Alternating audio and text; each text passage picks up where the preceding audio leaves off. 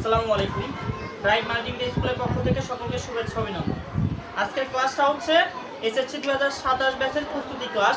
আমরা যাদের গণিতের সমস্যা, গণিতে কিছুই বুঝি না, মাথার উপর দিয়ে যাই, যারা বলো যে গণিত পারি না, গণিতে এই ক্লাস সম্ভব কিনা, আজকে তাদের জন্য এই ক্লাসটি, বা আজ থেকে যে ক্লাসগুলো হবে তাদের জন্য।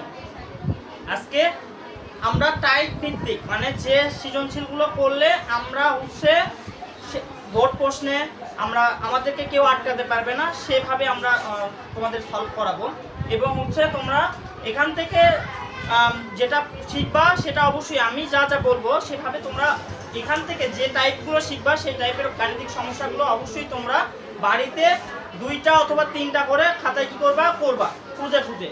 এখন এখানে আমরা হচ্ছে প্রথম একটা টাইপ আছে, টাইপ 1, কি বলছে, n একটি বিজোড় স্বাভাবিক সংখ্যা হলে n equal to x minus 1, যেখানে n এর মান, n এর উপাদানগুলো হবে কার, x এর উপাদানগুলো হবে কার মধ্যে, বাস্তব মানে স্বাভাবিক সংখ্যার মধ্যে। এখন প্রথম বলছে ক নাম্বার স্বাভাবিক সংখ্যা কাকে বলে। আমরা বেসিক যখন পড়াইছিলাম তখন বলছিলাম, আচ্ছা কারো বেসিক নাই, এরকম চিন্তাও করার দরকার নাই। আজকের ক্লাসগুলো, এরপরে যে ক্লাসগুলো হবে সেগুলো মনোযোগের সহিত তোমরা দেখবা এবং করবা। এখন হচ্ছে কি বলছে, স্বাভাবিক সংখ্যা কাকে বলে। স্বাভাবিক সংখ্যা, আমরা স্বাভাবিক সংখ্যা নিয়ে চিন্তা করলেই বুঝতে পারি যে সংখ্যাগুলো আমরা কি করি, হিসাবপাতি করি, 1 1 2 3 4 5 6, এগুলো সংখ্যা দিয়ে তো অনেক সংখ্যা হয়, অসংখ্য সংখ্যা হয় স্বাভাবিকভাবে।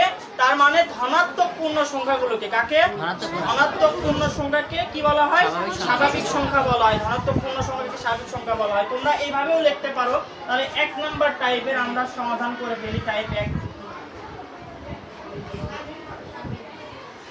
তাহলে ক নাম্বার কি, ধনাত্মক পূর্ণ সংখ্যাকে, কার পূর্ণ সংখ্যাকে, ধনাত্মক, মানে আমরা পূর্ণ সংখ্যা জানি, ধনাত্মক ঋণাত্মক সংখ্যা দুইটাই থাকে যে সকল সংখ্যাকে।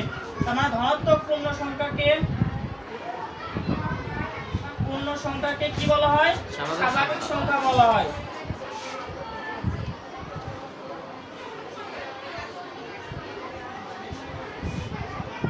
তোমরা যদি আরো এটা যদি মনে না থাকে, তাহলে আমরা চিন্তা করি কি নিয়ে, আমরা যেহেতু বলছি, প্রথমে বলছিলাম কি ওই যে 1 2 3 4 5, তাহলে এটাও যদি মনে না থাকে তোমরা এইভাবেও বলতে পারো যে 1 2 3 4 ডট ডট ডট ডট ইত্যাদি সংখ্যাগুলোকে কি বলা হয়, স্বাভাবিক সংখ্যা বলা হয়। ইত্যাদি সংখ্যাগুলোকে কি বলা হয়, স্বাভাবিক সংখ্যা বলা হয়।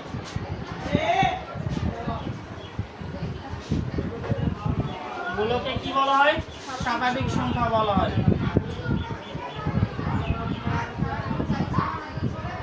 তাহলে এটা কি মুখস্থ করা লাগবে? আমার বেসিক শুধু একটু চিন্তা করলেই আমরা পারবো যে হচ্ছে কাকে বলে স্বাভাবিক সংখ্যা। সমস্যা আছে এটার? এরপরে দেখো কি বলছে, দেখাও যে প্রদত্ত সংখ্যার বর্গ একটি বিজোড় সংখ্যা। কি সংখ্যা? প্রদত্ত সংখ্যা কি দেওয়া ছিল, n equal to x minus 1। এটা যে কোনো সংখ্যা হতে পারে। কি সংখ্যা হতে পারে? যে কোনো সংখ্যা হতে পারে। এর বর্গ কি করতে বলছে, যে একটা বিজোড় সংখ্যা আমাদের প্রমাণ করতে বলছে। কি করতে বলছে?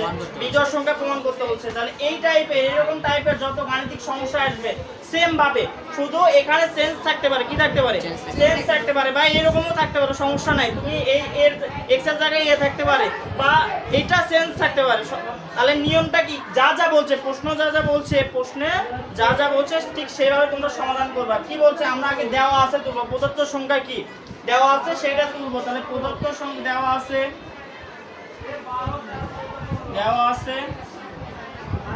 প্রদত্ত সংখ্যা কি, n equal to x minus কি 1। আচ্ছা, এটা প্রদত্ত সংখ্যা না? এখন প্রশ্ন দেখো, পরে তোলো, এখানে প্রশ্ন আগে দেখো। প্রশ্ন কি বলছে, প্রদত্ত সংখ্যার বর্গ, প্রদত্ত সংখ্যার কি বর্গ একটি কি সংখ্যা, বিজোড় সংখ্যা। তাহলে প্রদত্ত সংখ্যার বর্গ যদি হয়, তার মানে এটার উপর আমাদের কি করতে হবে, বর্গ করতে হবে। কি করতে হবে?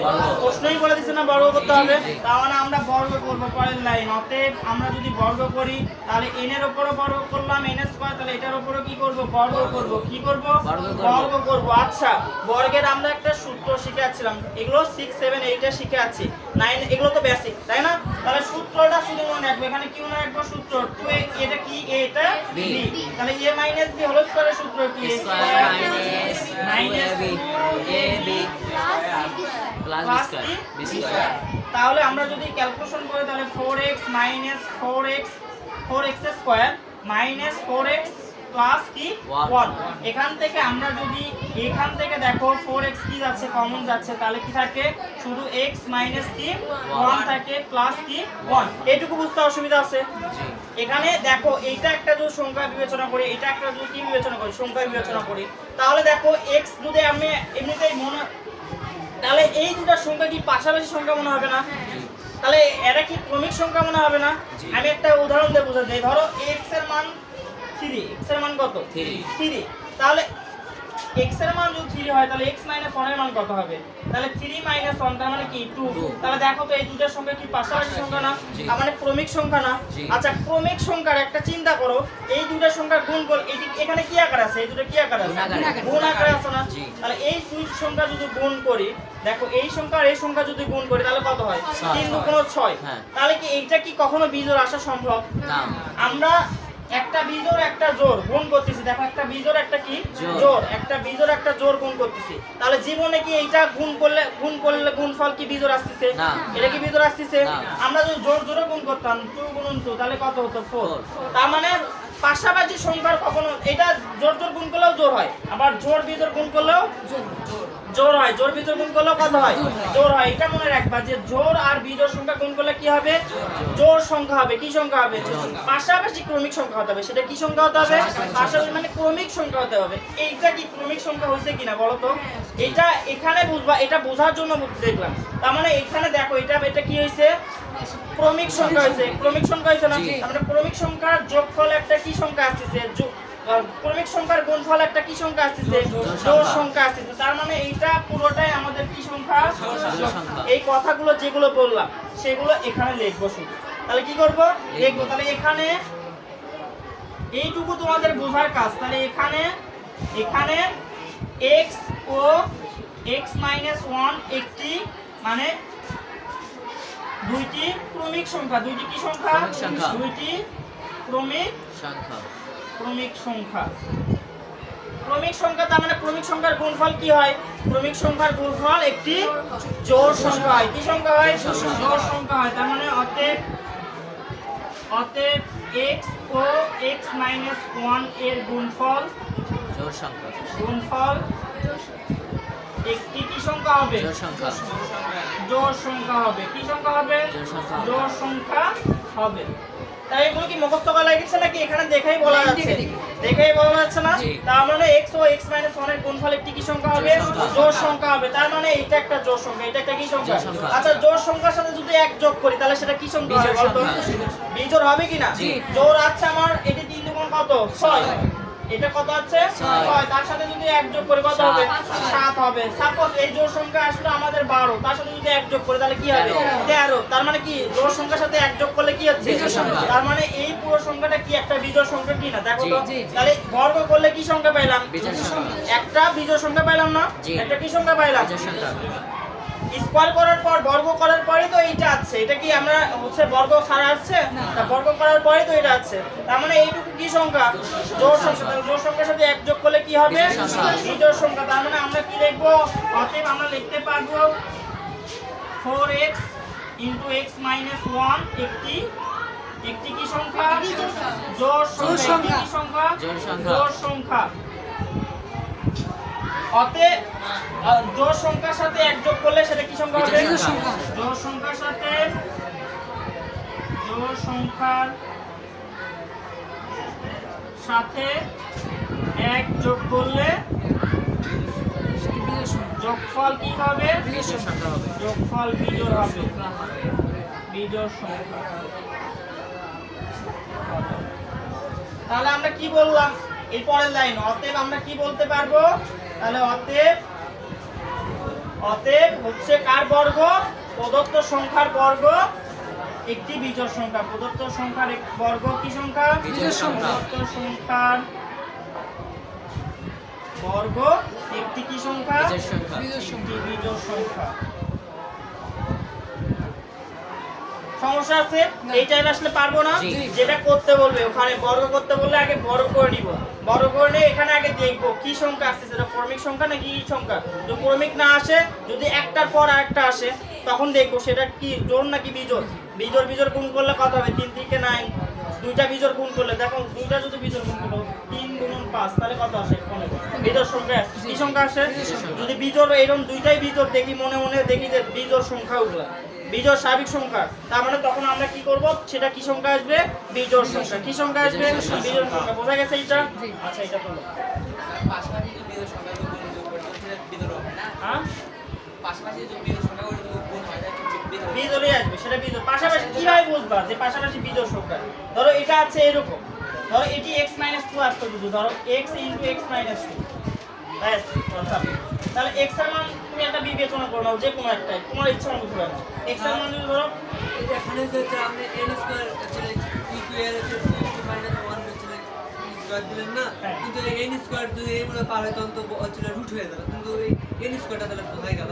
n স্কয়ার রাখলাম না, ওরাই তো বলছিল n স্কয়ার উপর বর্গ করলে, এটার উপর বর্গ রাখতে হবে, এটার উপর ঠিক রাখতে হবে। এই বর্গ রাখলেই যে সংখ্যা হয় সেটা বিজোড় সংখ্যা। বর্গ করেই যে সংখ্যা হয়, আমাকে তো রুট করতে হবে, n এর মান নির্ণয় করতে হবে। n এর মান নির্ণয় করতে বলছিল, নির্ণয় করতে বলেন। তোমার যদি এরকম থাকতো, ধরো যে x, তোমার যদি এরকম থাকতো x * x - 2, suppose x * x - 2, তাহলে কি হতো? তাহলে দেখো x এর মান তুমি একটা বিবেচনা করো, যে কোনো ইচ্ছা মতো। তুমি যদি x এর মান ধরো বা বিবেচনা করো, যে কোনো একটা ইচ্ছা, তুমি একটা 5 ধরলে, x এর মান কত ধরলা? 5। তাহলে x - 1 এর মান কত বলো তো? x - 2 এর মান কত হবে? তাহলে 5 - 2 তাহলে কত হচ্ছে? 3। তার মানে এটা দেখো দুইটাই বিজোড় আছে, দুইটাই কি আছে? তাহলে এই দুটো গুণ করলে কি হবে? তার মানে এই দুটো গুণ করলে কি হবে? বিজোড় হবে। বিজোড় হবে কি না? এই দুটো গুণ করলে কি হবে? তার মানে বিজোড়ের সাথে এক যোগ করলে কি হবে? জোড়। তার মানে তখন জোড় প্রমাণ করতে হবে। তখন কি প্রমাণ করতে হবে? জোড়। বোঝা গেছে? এখন আমরা এখান থেকে দেখতে পাচ্ছি এই চলকালা, সবসময় মনে রাখবে কি চলকালা যেগুলো আছে সেগুলো কি সংখ্যা হয়? চলকালা কি সংখ্যা? এগুলো কি হচ্ছে বিজোড় সংখ্যা নাকি ক্রমিক সংখ্যা না কি সংখ্যা? সেগুলো আমাকে আগে খুঁজে বের করতে হবে। তার মানে এটা দেখে বুঝতেছি এটা যদি x, মানে মনে মনেও তো চিন্তা করে, এটা যদি 2 হয়, তাহলে 2 থেকে 1 বাদ দিলে 1, তার মানে এটা কি পাশাপাশি সংখ্যা, ক্রমিক সংখ্যা। কি সংখ্যা? একটা 1 হচ্ছে, একটা কি হচ্ছে? 2। আমি যদি 10 ধরি, একটু 10 ধরি, সাপোজ কত ধরি? 10। তাহলে 10 থেকে 1 বাদ দিলে কত হয়? তার মানে পাশাপাশি সংখ্যা হচ্ছে, ক্রমিক সংখ্যা হচ্ছে। তার মানে এই দুটো ক্রমিক সংখ্যা। আমরা কি শিখলাম? ক্রমিক সংখ্যা গুণ করলে একটা কি হয়? ক্রমিক সংখ্যার গুণফল জোড় সংখ্যা হয়। কি সংখ্যা হয়? ক্রমিক সংখ্যার গুণফল কি সংখ্যা হয়? জোড় সংখ্যা হয়। তার মানে এটা একটা জোড় সংখ্যা, এটা একটা কি সংখ্যা? আচ্ছা, জোড় সংখ্যার সাথে জোড় গুণ করো আর বিজোড়ই গুণ করো, তাই জোড়ই হয়। সাপোজ জোড় সংখ্যা কত? 20। জোড় সংখ্যা কত? 20। 20 না জোড় সংখ্যা? 20 এর সাথে যদি আমি বিজোড় গুণ করি 5, 5 বিষম কত হয়? 100। 100 কি জোড় সংখ্যা না? তাহলে জোড়ের সাথে বিজোড়ই গুণ করো আর জোড়ই গুণ করো, জোড়ই হয়। তার মানে এটা অবশ্যই কি সংখ্যা? জোড় সংখ্যা। তো জোড় সংখ্যার সাথে যদি 1 যোগ করি, এখন তার এইটুকু আমরা হচ্ছে বুঝছি যে এইটুকু জোড় সংখ্যা, এইটুকু কি সংখ্যা? জোড় সংখ্যা। তার মানে এইটুকুর সাথে যদি 1 আমরা কি করি? যোগ করি। তার মানে 1 যোগ করলে কি হবে? আমার জোড় আছে, যে কোনো জোড় সংখ্যা হতে পারে। জোড় হতে পারে 5 হতে পারে, জোড় হতে পারে 6 হতে পারে, জোড় সংখ্যা কত হতে পারে? 6 হতে পারে, জোড় সংখ্যা 20 হতে পারে, জোড় সংখ্যা 16 হতে পারে, জোড় সংখ্যা 38 হতে পারে। তার সাথে যদি 1 যোগ করি আমি, তাহলে তার সাথে 1 যোগ করলে কত হচ্ছে? বিজোড় হচ্ছে না? 20 এর সাথে 1 যোগ করলে 21 হচ্ছে। 21 কি জোড় না বিজোড়? 6 এর সাথে 1 যোগ করলে কত হচ্ছে? বিজোড় হচ্ছে না? তার মানে এটা কি সংখ্যা আসছে? বিজোড় সংখ্যা। ওরাও তাই প্রমাণ করতে হচ্ছে। বোঝা গেছে এটা? আচ্ছা, এবার আমরা পরেরটা বুঝবো কি বলছে। দেখাও যে প্রদত্ত সংখ্যার বর্গ আবার বর্গ করতে বলছে। আবার কি করতে বলছে? আবার বর্গ করবো। তার মানে আবার এইটুকু করবো আমরা। এটা মিশালাম, সমস্যা আছে? তাহলে আমরা এটা ভালো করে শিখবো, এটা ভালো করে শিখবো, যেটা এরকম টাইপ যে থেকে দেখ, যেরকম দেখ, ওখানে যেন আমরা এটা কি করতে পারি, সমাধান করতে পারি। মনে রাখবে? কঠিন লাগতেছে? আচ্ছা, তাহলে আমরা এখন কি করব হচ্ছে পরেরটা প্রমাণ করার চিন্তা করব। গ নাম্বার কি বলছে? আবার তুলবো। আমার একটাই দেওয়া আছে, এটাই শুধু দেওয়া আছে না? তার মানে এটাই তুলবো। উদ্দীপক সব সময় তুলবো। মনে জানতে হবে উদ্দীপকে যা থাকবে, যেটা থাকবে সেটা সব সময় আমরা আগে তুলবো, দেওয়া আছে লিখে। বোঝা গেছে? তাহলে আমাদের অঙ্ক করতে সুবিধা হবে। তার মানে আমাদের হচ্ছে কি, প্রথমে দেওয়া আছে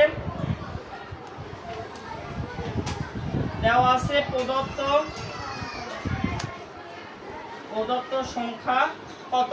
n = 2x - 1। এটা আমাদের সংখ্যা দেওয়া আছে। আবার কি করতে হচ্ছে বলো তো? আবার গ নাম্বারও একই রকম প্রশ্ন। ওইটা পারলে এটাও সোজা। দেখো 8 দ্বারা বিভাজ্য বলছে। এটা কি দ্বারা বিভাজ্য? 8 দ্বারা ভাগ করলে প্রতি ক্ষেত্রে ভাগশেষ 1 থাকবে। 8 দিয়ে যদি ভাগ করি তাহলে প্রতি ক্ষেত্রে ক্ষেত্রে ভাগশেষ কত থাকবে? 1 থাকবে। আচ্ছা, তাহলে আমরা হচ্ছে প্রদত্ত সংখ্যা n এর উপর কি করতে বলছে? বর্গ। তাহলে বর্গ করে দেই আমরা বর্গ করে দিলাম। কি করে দিলাম? বর্গ করে দিলাম। তাহলে বর্গ করলে আমরা এখানে আবার ওই সূত্র করতেছি। তাহলে সূত্র ফেলবো স্কয়ার মাইনাস 2ab প্লাস কি b স্কয়ার, তার মানে 4x square minus 4x plus কি 1। আবার এখান থেকে আমাদের ধান্দা কি ছিল? যে কমন নেওয়া। তার মানে কমন নিব। তাহলে কি কমন যায়? 4x। তার মানে 4x কমন নিলে মাইনাস 1 প্লাস কি 1। তাহলে আমরা এটা অঙ্ক যখন বোঝাবো তখন দেখবা। আমি কি তোর সময় দিচ্ছি না? তার মানে এখানে বুঝে আগে দেখবা কি কি হচ্ছে, তারপরে বুঝা নিচে তুলবা। আমি যদি মিশিয়ে দেই তাও যেন তুমি তুলতে পারো। বোঝা গেছে? এই জন্য ভালো করে দেখবা, মনোযোগ সহকারে। কোনো দিকে মনোযোগ নাই, কোনো দিকে কি নাই মনোযোগ নাই, এদিকে মনোযোগ। বোঝা গেছে? যারা ভাবতিস যে আমি গণিত পারি না, ফেল বুঝে যাই, কোনোই চিন্তা নাই। বোঝা গেছে? তাহলে আমি এখন কি করবো? 4x into x minus 1 plus 1 এটা আসছে না? তাহলে কিছুক্ষণ আগেও বললাম এই দুটো কি সংখ্যা ছিল? এই দুটো আবার বলে এই দুটো কি সংখ্যা ছিল? ক্রমিক সংখ্যা ছিল। কি সংখ্যা ছিল? ক্রমিক সংখ্যা ছিল। এটা x আর এটা x minus 1। তাহলে x আর x minus 1 ক্রমিক সংখ্যা। জোড় সংখ্যা ছিল না, ওই দুটোর গুণফল জোড় সংখ্যা ছিল। তাহলে এটা কি জোড় সংখ্যা না এটা ক্রমিক সংখ্যা? ক্রমিক সংখ্যা ছিল, ক্রমিক সংখ্যা ছিল। তার মানে ক্রমিক সংখ্যা আমরা লিখি, ক্রমিক সংখ্যা আগে লিখি। তাহলে এখানে আবার ওইটার মতোই সেম। তাহলে কি করব? x ও x minus 1 কি সংখ্যা? ক্রমিক সংখ্যা। তাহলে ক্রমিক সংখ্যা হইলো, আমাকে এবার দেখাতে হবে 8 দিয়ে ভাগ করেও কত থাকে। তার মানে 1 অবশিষ্ট থাকে, মানে 1 ভাগশেষ থাকবে, অবশিষ্ট থাকবে। তার মানে আমি যদি এইটা যদি জোড় মানে ক্রমিক সংখ্যা, তার মানে এটার গুণফল আমরাও শিখে আসলাম কি একটা জোড় সংখ্যা। এটা কি সংখ্যা? জোড় সংখ্যা। আচ্ছা, জোড় সংখ্যাকে কয় দিয়ে ভাগ করা যায়? জোড় সংখ্যাকে আমরা জানি সকল জোড় সংখ্যাকে 2 দিয়ে ভাগ করা যায়। কয় দিয়ে? 2 দিয়ে ভাগ করা যায়। সকল জোড় সংখ্যাকে কয় দিয়ে ভাগ করা যায়? 2 দিয়ে ভাগ করা যায়। মনে থাকবে? তাহলে সকল জোড় সংখ্যাকে যদি 2 দিয়ে ভাগ করা যায়, তাহলে এটাকে যদি 2 দিয়ে ভাগ করা যায়, এর সাথে 4 গুণনীয়ক আকার আছে। গুণন আকারে আছে। 4 কি আকারে আছে? গুণন আকারে আছে। তাই আকারে আছে না? তাহলে 4 যেহেতু গুণ আকারে আছে, তাহলে এটা তো 2 দিয়ে গুণ করা যায়। তাহলে এটা মানে 2 দিয়ে ভাগ ভাগ করা যায়। তাহলে 4 দুগুণ কত হয়? 8। তার মানে এই পুরো সংখ্যাটাকে কি দ্বারা 8 দিয়ে কি করা যাবে? ভাগ করা যাবে। কি করা যাবে? 8 দিয়ে ভাগ করা যাবে। ভাগ করা যাবে কিনা? এটা 2 দিয়ে ভাগ করা যায়। তার মানে তার সাথে 4 গুণ আকার আছে, তার সাথে কয় আকার আছে? 4 গুণ আকার আছে। তার মানে 4 দুগুণ কত হচ্ছে? 8। তার মানে 8 দিয়ে এটা কি করা যাবে? ভাগ করা যাবে। তার মানে 8 দিয়ে ভাগ করা যাচ্ছে। আচ্ছা, শেষে আবার কি থাকছে? দেখো তো প্রত্যেকবারে 1 থাকতেছে না? তাহলে ভাগশেষ কত থাকতেছে? +1 থাকতেছে না? এটা আমরা ছোটবেলায় শিখে যাচ্ছি হচ্ছে ভাজ্য সমান সমান শিখাচ্ছি। যে ভাজ্য সমান সমান আমরা কি শিখাচ্ছি? যে ভাজ্য সমান সমান ভাজক গুণন ভাগফল, ভাজক গুণন ভাগফল যোগ কি? এটা আমরা ভাজ্য বের করতে চাচ্ছি। তার মানে ভাজ্য সমান সমান কি? ভাজক। এটা যদি আমরা ভাজক ধরি, এটা যদি ভাগফল ধরি, ভাজ্য সমান সমান সেটাই তো বলছি। ভাজক, এটা যদি ভাজক ধরি, তাহলে ভাজক গুণন ভাগফল, ভাজক গুণন কি? ভাগফল যোগ কি? ভাগশেষ। তাহলে এটাকে আমরা বললাম 2 দ্বারা বিভাজ্য। কয় দ্বারা বিভাজ্য? 2 দ্বারা বিভাজ্য। তার সাথে 2 4 কি ভাজক। তার মানে এই দুটো গুণগুলো কত? 4। তার মানে এটা কি দ্বারা বিভাজ্য হচ্ছে? 8 দ্বারা বিভাজ্য হচ্ছে। কি দ্বারা বিভাজ্য হচ্ছে? 8 দ্বারা বিভাজ্য হচ্ছে। তার সাথে আবার কি আছে? যোগ ভাগশেষ। ভাগশেষ হিসেবে কত আছে? 1 আছে। বোঝা গেছে? তাহলে আমরা ভাজক পাচ্ছি। তার মানে প্রতি ক্ষেত্রেই কি আসতেছে? যে বর্গ করলে 8 দিয়ে ভাগ করেও 1 অবশিষ্ট থাকছে। কি থাকতেছে? তাহলে যেগুলো কথা আমরা বললাম, যেগুলো কথা আমরা এগুলো আমরা চিন্তা করবো। এগুলো কি করব? চিন্তা করব। এবং এখানে দেখে চিন্তাটা বেশি না। দেখো আমি চিন্তা তোমাদেরকে ধরিয়ে দিলাম। বোঝা গেছে? তাহলে আমরা এখানে কি করব? স্বাভাবিক ক্রমিক স্বাভাবিক সংখ্যা। ক্রমিক স্বাভাবিক সংখ্যা হলে তাহলে যাদের গুণফল কি? যাদের গুণফল জোড় সংখ্যা। গুণফলটা কি সংখ্যা? জোড় সংখ্যা। জোড় সংখ্যা। জোড় সংখ্যা। অতএব আমরা বলতে পারি x * x - 1 2 দ্বারা বিভাজ্য। কয় দ্বারা বিভাজ্য? 2 দ্বারা বিভাজ্য। এটা 2 দ্বারা বিভাজ্য হইল। তার সাথে আবার 4 আছে, কত আছে? 4 আছে। তাহলে 4 into 4x into x minus 1, এখানে 2 ছিল, কত ছিল? তাহলে 2 গুণন 4, তাই না? 2 গুণন 4, তাহলে সমান সমান কত? 8 দ্বারা বিভাজ্য। কয় দ্বারা বিভাজ্য? 8 দ্বারা বিভাজ্য। এইটুকু হইল 8 দ্বারা বিভাজ্য। এইটুকু কয় দ্বারা বিভাজ্য? তার সাথে প্লাস হিসেবে আছে 1, তার মানে এটা কি? ভাগশেষ। এটা কি? ভাগশেষ। তার মানে প্রতিবার ভাগ করলে এক অবশিষ্ট থাকবে, ভাগশেষ থাকবে। কত থাকবে? ভাগশেষ। তার মানে অতএব 4x into x minus 1 plus 1 কে 8 দ্বারা ভাগ করলে প্রতি ক্ষেত্রে ভাগশেষ 1 তাহলে 8 দ্বারা কি করলে? ভাগ করলে প্রতি ক্ষেত্রে ভাগশেষ 1 থাকবে। 1 কি থাকবে? বোঝা গেছে? ভাগশেষ 1 হবে বা 1 থাকবে। এটা বোঝা গেছে। এটাও কি হয়ে গেল? প্রমাণ আমাদের হয়ে গেল। অসুবিধা আছে কারো? কোথাও বুঝতে অসুবিধা? তাহলে আমরা এবার পরের টাইপটা সৃজনশীলটা সমাধান করব। এই 2 টাইপের সৃজনশীল আমরা করলে ইনশাআল্লাহ এখান থেকে সৃজনশীল আসলে আমরা পারবো। মনে রাখবেন, আরেকদিন আরেক টাইপে আমরা সৃজনশীল করবো, এই অধ্যায় শেষ দিব আমরা। তাহলে আমরা হচ্ছে টাইপ 2 নম্বরে চলে যাই। 2 নম্বর টাইপের সৃজনশীল কি বলছে দেখো।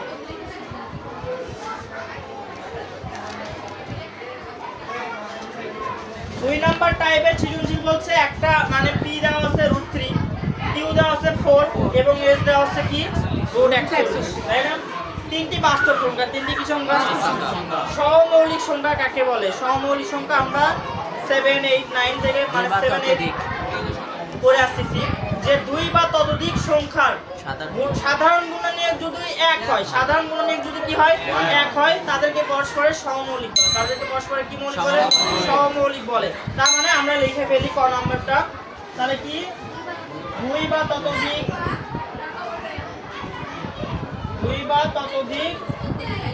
সংখ্যার সাধারণ গুণনীয়ক যদি কি হয়? 1 হয়, তবে সংখ্যাগুলোকে পরস্পরের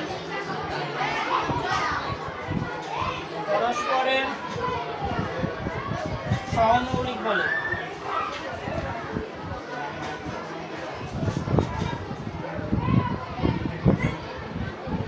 তাহলে আমরা কি 2টা সংখ্যার গুণনীয়ক যদি কি হয়? সাধারণ গুণনীয়ক 1 হয়, তার মানে মৌলিক সংখ্যা ছাড়া হওয়া সম্ভব নয়। মৌলিক সংখ্যা ছাড়া হওয়া সম্ভব, তাহলে তাদেরকে পরস্পরে কি মৌলিক বলবে? সহমৌলিক বলবে। সহমৌলিক সংখ্যা বলা হয়। তাহলে আমরা এটা জানলাম। তারপরে আমরা হচ্ছে খ নাম্বারটা করব। দেখো খ নাম্বার কি বলছে যে p ও q এর মাঝে 2টি অমূলক সংখ্যা নির্ণয় করতে বলছে। কি সংখ্যা নির্ণয় করতে বলছে? আচ্ছা, দেওয়া আছে যেহেতু এখানে কি বলছে p আর q, p আর কি q, তাহলে p আর q আমরা উদ্দীপক থেকে কি করে নিব? তুলে নিব। তাহলে দেওয়া আছে p সমান সমান কত? √3 কি 3 আর q সমান সমান কত? 4। এই 2টা সংখ্যার মধ্যে যদি অমূলক সংখ্যা নির্ণয় করতে বলে, কি নির্ণয় করতে হবে? ওই 2টা সংখ্যার মধ্যে হতে হবে। কি সংখ্যার মধ্যে হতে হবে? আমরা জানি অমূলক সংখ্যা যেগুলো সংখ্যাকে p q আকারে রাখা যায় না, p ডিভাইডেড q আকারে রাখা যায় না, এবং হচ্ছে তাদের q এর মান সবসময় কখনোই 0 হওয়া যাবে না এবং পরস্পরের সহমৌলিক হবে। p q পরস্পরের কি মৌলিক হবে? সহমৌলিক হবে এমন সংখ্যা। তাহলে আরো শর্ট ভাবে যদি বোঝাই, যে সকল সংখ্যার উপর পুনঃপুনি রাখা যায় না, কি রাখা যায় না? পুনঃপুনি রাখা যায় না। এলোমেলো ভাবে দশমিকের পর এলোমেলো ভাবে সংখ্যা আসতেই থাকে, ক্যালকুলেটরের সংখ্যা শেষ। ওই সকল সংখ্যা হচ্ছে কি সংখ্যা? অমূলক সংখ্যা। কি সংখ্যা? অমূলক সংখ্যা। এমন 2টা সংখ্যা আমাদেরকে কি করতে বলছে? নির্ণয় করতে বলছে। কি করতে বলছে? নির্ণয় করতে বলছে। মনে রাখবা যে এই রকম অঙ্কে, এই টাইপের যে 2টা অমূলক সংখ্যা নির্ণয় করতে বলছে, মনে রাখবা ওই 2টা সংখ্যাকে আগে ধরে নিবা। কি করে নিবা? ধরে নিবা। ওই 2টা সংখ্যাকে যে কোনো তোমার মনের ইচ্ছা একটা চলক দিয়ে ধরে নিবা, a অথবা a b অথবা হচ্ছে x y, যে কোনো ইচ্ছা তোমার ইচ্ছা মতো কি করে নিবা? ধরে নিবা। এখন কাজ হচ্ছে আমাদের এইটাকে আমরা ক্যালকুলেশন করে নিব। কি করে নিব? ক্যালকুলেশন করে নেই তাও হবে, ক্যালকুলেশন না করে নিলে তাও হবে, সমস্যা নাই। আমরা প্রথমে ধরে নিব। কি করে নিব? ধরি দুইটি অমূলক সংখ্যা কি সংখ্যা যেটা নির্ণয় করতে বলছে দুইটা অমূলক সংখ্যা নির্ণয় করতে বলছে না দুইটা অমূলক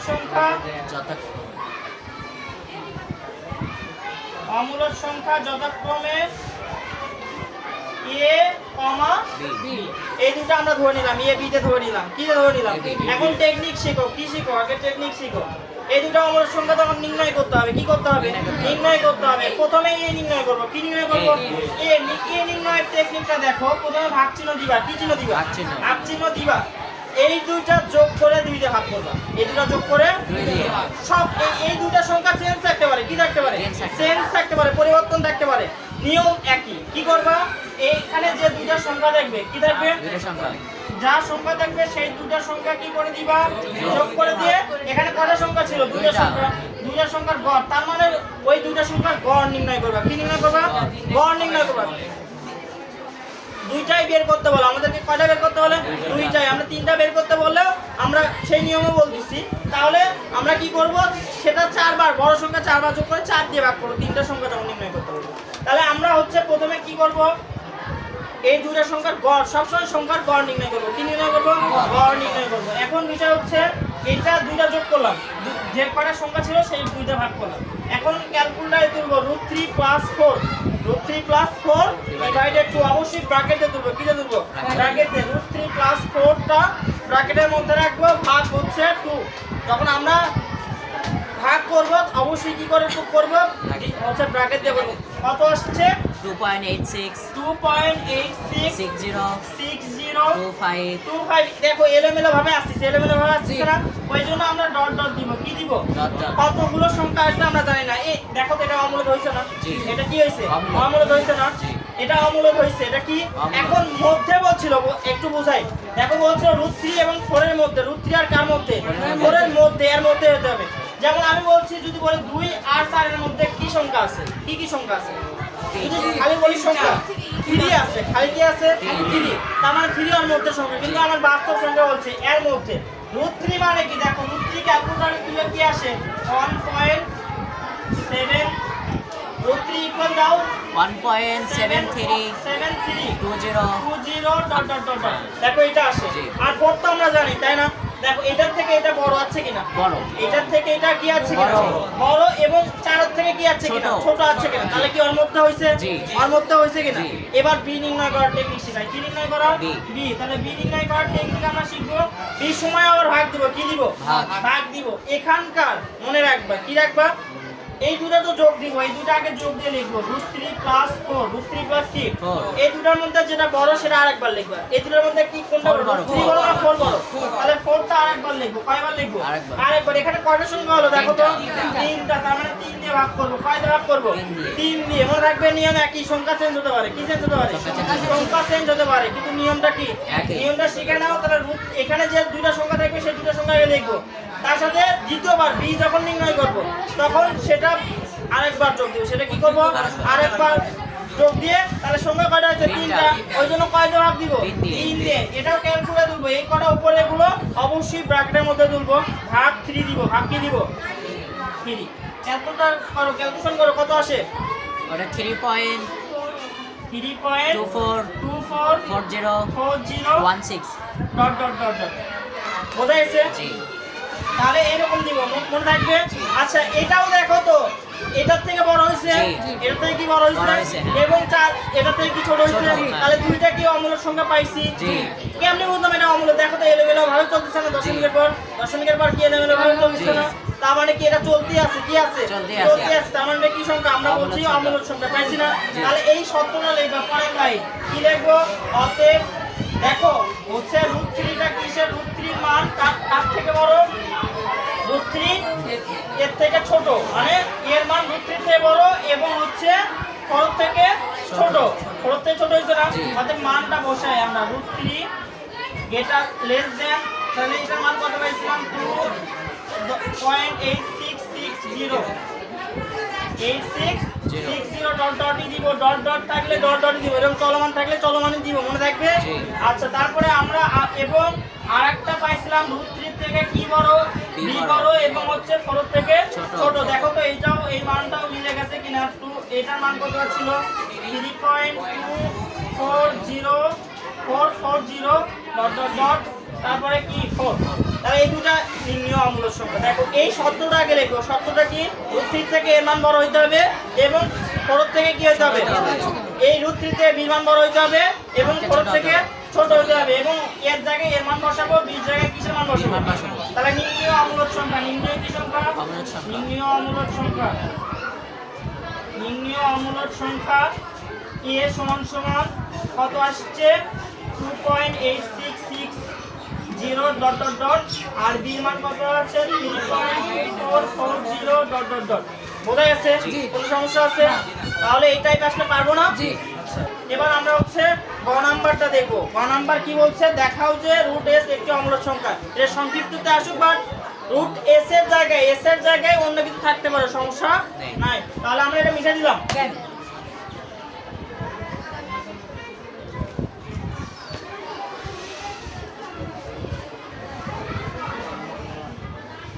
আচ্ছা, কোনটা দেখাতে বলছে? s দেখাতে বলছে না? দেখাও যে s একটি অমূলদ সংখ্যা। কি সংখ্যা? অমূলদ সংখ্যা। তার মানে আমরা s আগে তুলবো। দেওয়া আছে s কত সেটা আগে তুলবো। দেওয়া আছে s ইকুয়াল √41, তাই না? জি। এটা একটু দেখো মনোযোগ দিয়ে। এই রুটের মধ্যে সংখ্যার চেঞ্জ থাকতে পারে। কি থাকতে পারে? সংখ্যার চেঞ্জ থাকতে পারে। নিয়ম একই। কি একই? নিয়ম একই। সংখ্যা কি থাকতে পারে? মনে রাখবে, এটা সংক্ষিপ্ত থাক আর হচ্ছে সৃজনশীলে থাক, খালি নিয়ম একই, সংখ্যা চেঞ্জ থাকতে পারে। ওই জন্য মনোযোগ সহিত দেখো। তাহলে এটা কি প্রমাণ করতে বলছে? অমূলদ সংখ্যা। কি সংখ্যা প্রমাণ করতে বলছে? তার মানে অমূলদ প্রমাণের সময় প্রথমে আগে ধরে নিবা এটা মূলদ সংখ্যা। এটা কি সংখ্যা ধরে নিবা? প্রথমে এটা ধরে নিব মূলদ সংখ্যা। ধরি যেটাই অমূলদ প্রমাণ করতে বলে, যেটাই কি মূলদ প্রমাণ করতে বলে সেটাকে প্রথমে ধরে নিব। প্রথমে কি ধরে নিব? মূলদ সংখ্যা ধরে নিব। কি সংখ্যা ধরে নিব? ধরি। তাহলে মূলদ সংখ্যা দেখাতে বলবে না, অমূলদ সংখ্যায় দেখাতে বলবে। মূলদ সংখ্যা হলেও তো pq ডিভাইডেড q আকারে দেখালেই শেষ, ওটাও মূলদ ধরে নিব, সমস্যা নেই। তাহলে আমরা কত এটাকে কি ধরবো? মূলদ সংখ্যা। কি ধরবো? মূলদ সংখ্যা। একটি কি সংখ্যা? মূলদ সংখ্যা। আচ্ছা, আমরা মূলদ সংখ্যার সংজ্ঞা যখন পড়াইছিলাম, যখন বেসিক পড়াইছিলাম, তখন বলছিলাম মূলদ সংখ্যা কাকে বলে? যে সকল সংখ্যাকে p ডিভাইডেড q আকারে প্রকাশ করা যায় সে সকল সংখ্যাকে মূলদ সংখ্যা বলে, যেখানে p q পরস্পরের সমমৌলিক এবং q কখনোই কি হবে না? 0 হবে না, মানে শূন্য হওয়া যাবে না। তার মানে আমরা যেহেতু একটি মূলদ সংখ্যা ধরলাম, একটা কি সংখ্যা ধরলাম? মূলদ সংখ্যা ধরলাম, তাহলে এটাকে কি আকারে রাখতে পারবো বলো তো? এটাকে কি আকারে রাখতে পারবো? p ডিভাইডেড q আকারে রাখতে পারবো। কি আকারে রাখতে পারবো? p ডিভাইডেড q আকারে রাখতে পারবো। এপাশে লিখবো কেন রাখলাম p ডিভাইডেড q? এখানে p ডিভাইডেড q একটি মূলদ সংখ্যা। p ডিভাইডেড p আর p কমা q হচ্ছে কি সংখ্যা? পূর্ণ সংখ্যা। কি সংখ্যা? পূর্ণ সংখ্যা এবং পরস্পরের সমমৌলিক। পরস্পরের কি মৌলিক?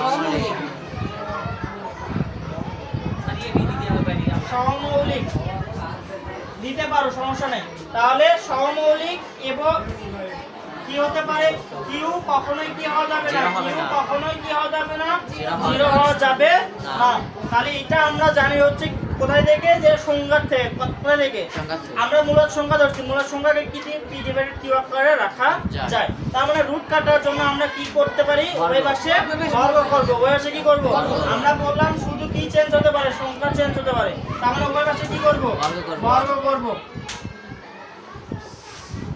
উভয় পাশে কি করব? বর্গ করব। উভয় পাশে বর্গ করে পাই। তাহলে বর্গ করলাম, বর্গ করলে স্কয়ার করলে রুটের উপর বর্গ করলে কি হবে? রুট কাটা যাবে, তাহলে কত থাকে? আর p এর উপর বর্গ করলে কি হবে? p square. আর p এর উপর বর্গ করলে কি হবে? q স্কয়ার, তাই না? আচ্ছা, এখান থেকে আমরা বলছি যে pq পূর্ণ সংখ্যা। pq কি সংখ্যা? পূর্ণ সংখ্যা। এখান থেকে একটা q পার করে দেব। কি করে দিব? পার করে দিব। তাহলে 41q equal p square divided q। এখন একটু বিশেষ করে ভাবো, আমরা বলছিলাম q কি সংখ্যা? পিকিউ পূর্ণ সংখ্যা, পিকিউ কি সংখ্যা? পূর্ণ সংখ্যা। পূর্ণ সংখ্যার সাথে কোন সংখ্যায় স্বাভাবিক সংখ্যা যদি গুণ করো সেটাও পূর্ণ সংখ্যা হয়। কি সংখ্যা হয়? পূর্ণ সংখ্যা। পূর্ণ সংখ্যাকে কি দ্বারা প্রকাশ করা হয়? আমরা জানি পূর্ণ সংখ্যাকে প্লাস মাইনাস দ্বারা প্রকাশ করা হয়। জি। Plus minus 1, plus minus 2, plus minus 3 এগুলো হচ্ছে কি সংখ্যা? পূর্ণ সংখ্যা। তাহলে পূর্ণ সংখ্যার সাথে যদি ধরো এটা একটা পূর্ণ সংখ্যা ছিল, কি সংখ্যা ছিল? এর সাথে আমি 2 যোগ গুণ করি তাহলে কি হবে? প্লাস মাইনাস কি হবে? 2 হবে। প্লাস মাইনাস কি হবে? 2 হবে। তার মানে এইটা দেখো একটু বোঝো, এখানে একটু বোঝার আছে। তাহলে এখানে দেখো এইটা কি সংখ্যা হচ্ছে? 41 এর সাথে পূর্ণ সংখ্যা কি করছি? গুণ করছি। তার মানে এটা কি সংখ্যা হচ্ছে? পূর্ণ সংখ্যা। এটা কি সংখ্যা হচ্ছে? পূর্ণ সংখ্যা। কিন্তু বিষয় হচ্ছে কোন পূর্ণ সংখ্যার উপর যদি স্কয়ার করা হয়, কোন পূর্ণ সংখ্যার উপর যদি কি করা হয়? স্কয়ার মানে বর্গ করা হয়। যেমন হচ্ছে ধরো প্লাস মাইনাস 2 এর উপর যদি বর্গ করি, তার মানে প্লাস মাইনাস 2 এর উপর বর্গ করলে প্লাস মাইনাস কেটে যায়। কি হয়ে যায়? কেটে যায়। তাহলে শুধু 4 হয়। কি হয়? শুধু 4 হয়। তাহলে সেটা কি আর পূর্ণ সংখ্যা থাকে? যেহেতু এর উপর কি আছে? স্কয়ার আছে। কি আছে? স্কয়ার। তাহলে পি কি পূর্ণ সংখ্যা থাকতেছে? তার মানে এই পাশে পূর্ণ সংখ্যা, কিন্তু এই পাশে কি সংখ্যা নয়? পূর্ণ সংখ্যা নয়। এই পাশে কি পূর্ণ সংখ্যা? তাহলে এটা কখনো কি সমান হতে পারে? এইটা আর এটা কখনো কি সমান হতে পারে? তাহলে আমরাই তো বলতেছি এটা কখনোই কি নয়? সমান নয়। সমান নয়। তার মানে এটা কখনোই সমান হবে না। তার মানে এইটা কি কখনো মূলের সংখ্যা হতে পারে? এটা কি কখনো মূলের সংখ্যা হতে পারে? তার মানে এটা কি সংখ্যা? অমূলের সংখ্যা। এটাই প্রমাণ। তার মানে আমরা এটাই লিখবো, যেটা বুঝালাম এটা এখন লিখবো। তাহলে কি এখানে হচ্ছে 41 কিউ কি সংখ্যা? পূর্ণ সংখ্যা। 41 একটি পূর্ণ সংখ্যা। একটি কি সংখ্যা? পূর্ণ সংখ্যা। পূর্ণ সংখ্যা। কিন্তু পি স্কয়ার ডিভাইডেড কিউ। কিন্তু পি স্কয়ার ডিভাইডেড কিউ কি সংখ্যা নয়? পূর্ণ সংখ্যা নয়। নয়। পূর্ণ সংখ্যা নয়। সুতরাং আমরা বলতে পারি, সুতরাং এইটা কখনোই কি হতে পারে না? পূর্ণ সংখ্যা আর পূর্ণ সংখ্যা নয়, এই দুইটা কি সমান হতে পারে?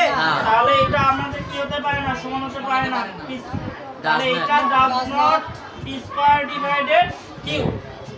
তাহলে এটা কি নয়? সমান নয়। অতএব আমরা বলতে পারি এটা মূল সংখ্যা নয়। তার মানে অতএব 41 কি সংখ্যা নয়? মূল সংখ্যা নয়।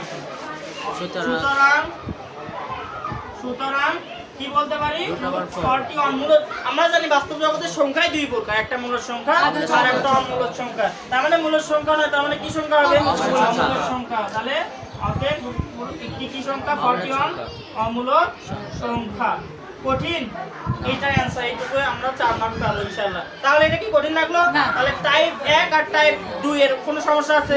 এইরকম থাকলে পারবো কিনা বলো? তাহলে তোমাদের কাজ থাকবে বাড়িতে। কোথায়? বাড়িতে সবাই কমপক্ষে এই টাইপ 1 আর টাইপ 2 এর দুইটা করে ভিন্ন গাণিতিক সমস্যা কি করা? সমাধান করা। আর বেশি বেশি করে ভিডিও শেয়ার করা। ধন্যবাদ সকলকে।